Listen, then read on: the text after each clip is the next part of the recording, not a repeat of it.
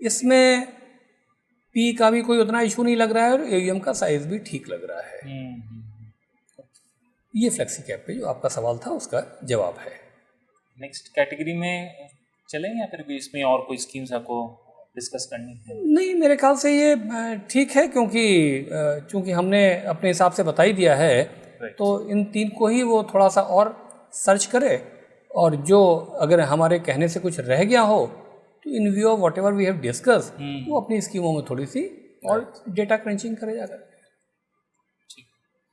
ठीक, next category हम लोग जो पिक करते हैं वो है लार्ज एंड मिड कैप।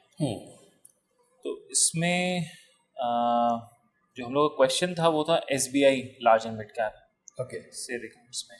ठीक है, तो इसमें एक तरह से जो ऑडियंस का क्वेश्चन है वो एक ही स्कीम को वो डिस्कस करना चाह रहे हैं। अब चूंकि हमने डिटेल में डिस्कस कर लिया कि कैसे आउट परफॉर्मेंस को देखना चाहिए, तो SBI large and mid cap देखिए ऐसा है कि आपका निफ्टी 500 को तो तीनों पीरियड में बीट कर रहा है, लेकिन 250 को एक ही पीरियड में बीट कर पा रहा है।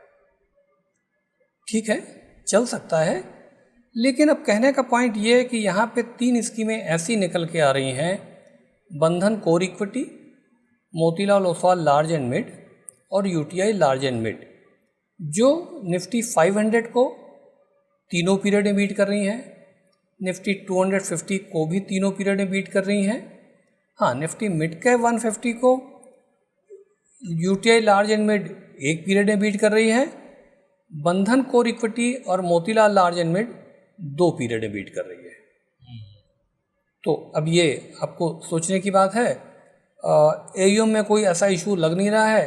हाँ, मोतीलाल में एज यूजुअल पी ज़्यादा है, 46 से ऊपर है, बाकियों का बंधन का 23 अराउंड है, UTI का 18 अराउंड है।